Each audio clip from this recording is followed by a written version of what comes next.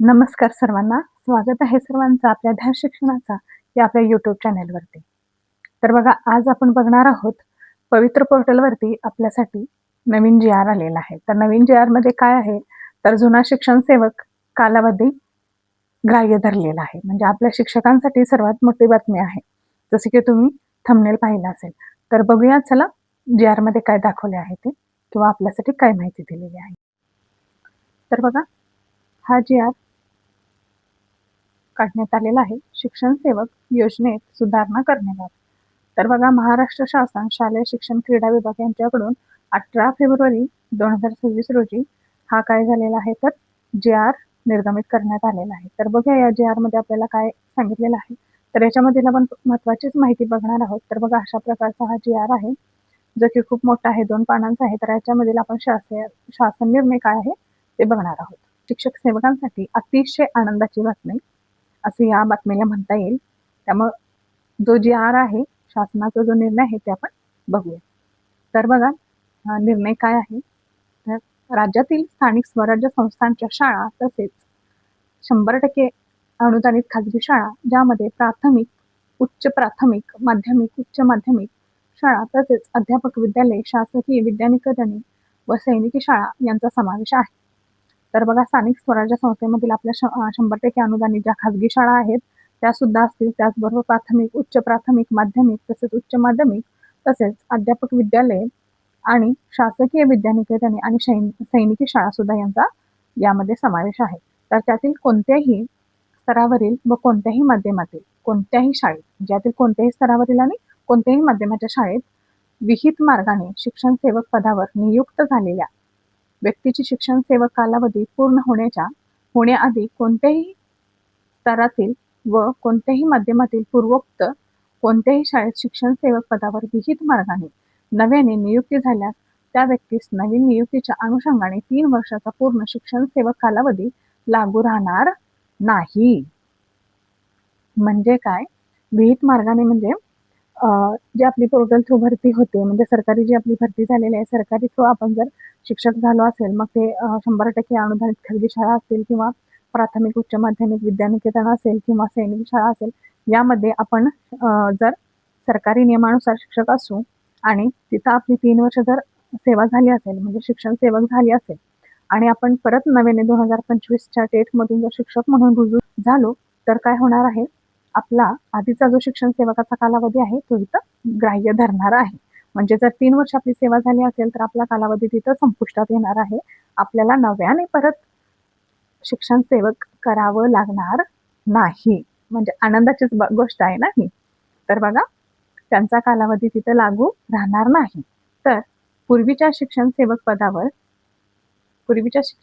पदावर त्यांनी व्यतीत केलेला कालावधी विचारात घेऊन केवळ उर्वरित कालावधीसाठी त्याला नवीन शिक्षक सेवक पदाचा कालावधी लागू राहील. म्हणजेच काय, तर बघा, म्हणजे पूर्वी तुम्ही कोणत्याही शाळेत होता, समजा झेडपी मध्ये असेल किंवा NP मध्ये असाल आणि आता तुमचं नवीन शिक्षक म्हणून दुसऱ्या शाळेमध्ये तुमचं काय झालेलं आहे, तर भरती झालेलं आहे किंवा तुमची नियुक्ती झालेली आहे.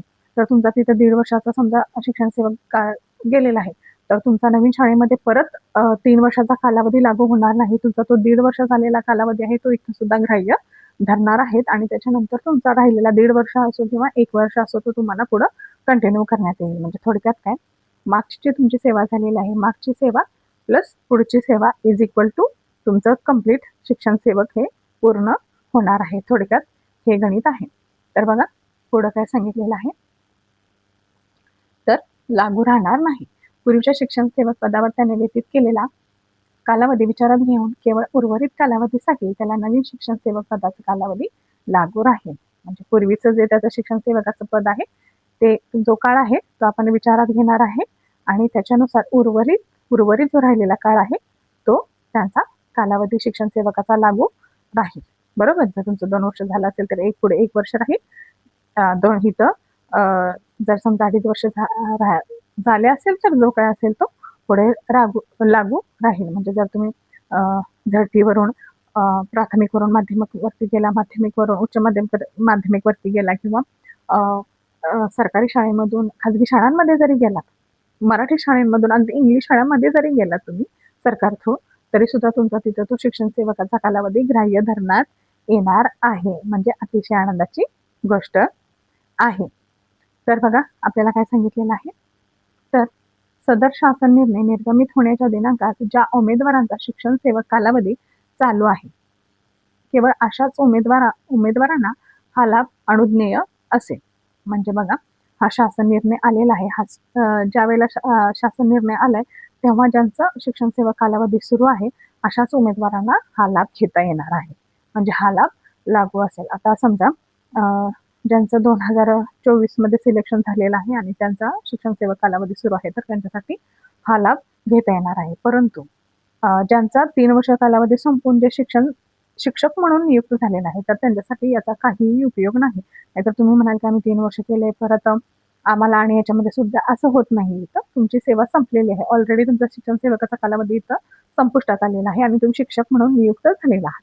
आता तुम्ही 2024 मधून लागलेला आहात, तर मग त्याच्यामध्ये तुमचं 1 वर्ष असेल, 1.5 वर्ष झाले असेल, किंवा आता इथून पुढे आता या 2026 मध्ये जे लागतील किंवा जे 2025 मध्ये लागले, 24 मध्ये लागले, त्यांच्यासाठी हे इथून पुढे हा नियम सुरू राहील. पण त्याच्या आधी आता जर ज्यांची 1 वर्ष झाले, 1.5 वर्ष झाले, त्यांना मात्र हा लागू असणार आहे निर्णय.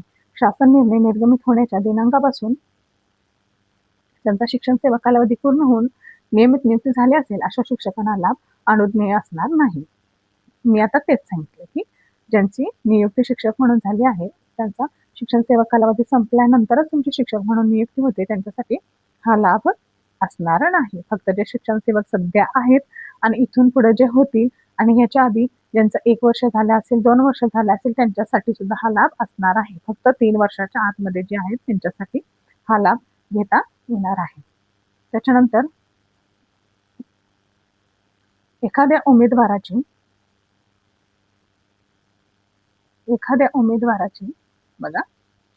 उमेदवाराची पूर्वीच्या शिक्षण सेवक पदावरील सेवा सध्या कार्यरत असलेल्या सेवक पदावरील सेवा या दोन्ही सेवेचा कालावधी 3 वर्ष किंवा अधिक झाला असेल, तर त्या उमेदवाराचा शिक्षण सेवा कालावधी सदर शासन निर्णय निर्गमित होण्याच्या दिनांकास संपुष्टात येईल व त्यास नियमित वेतनश्रेणी अनुज्ञेय ठरेल.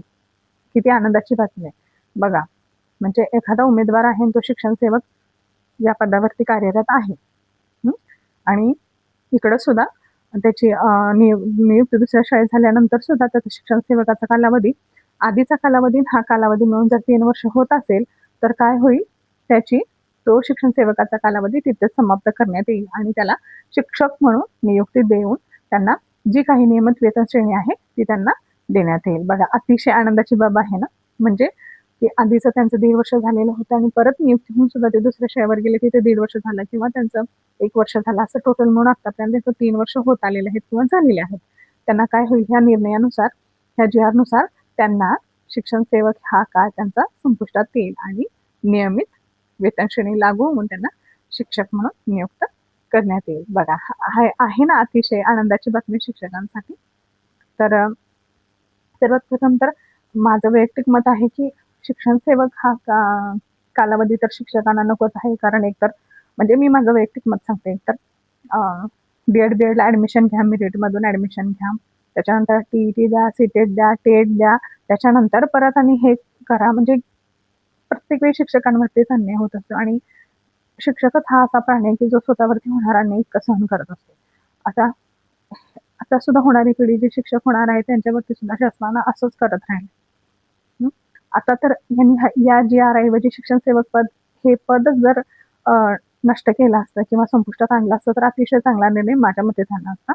किंवा शिक्षण सेवकाचा जर मानधन आहे ते तर वाढवलं असतं किंवा अजून त्यांनी किंवा शिक्षण सेवकाचा काळ सुद्धा त्यांनी कमी केला असता, तरी सुद्धा हा अजून आनंदाची बातमी झाली असते किंवा हा अजून एक चांगला शासन निर्णय म्हणण्यात आला असता. तरी सुद्धा जे आहे ते आपण गोड म्हणून घेऊया. यावरती तुमचं मत काय आहे हे मला तुम्ही कमेंट करून नक्की सांगा. आणि आपला हा व्हिडिओ आवडला असल्यास आपल्या व्हिडिओला लाईक, शेअर नक्की करा आणि आपल्या चॅनेलला सुद्धा सबस्क्राईब जरूर करा. व्हिडिओ इथंपर्यंत पाहिल्याबद्दल धन्यवाद.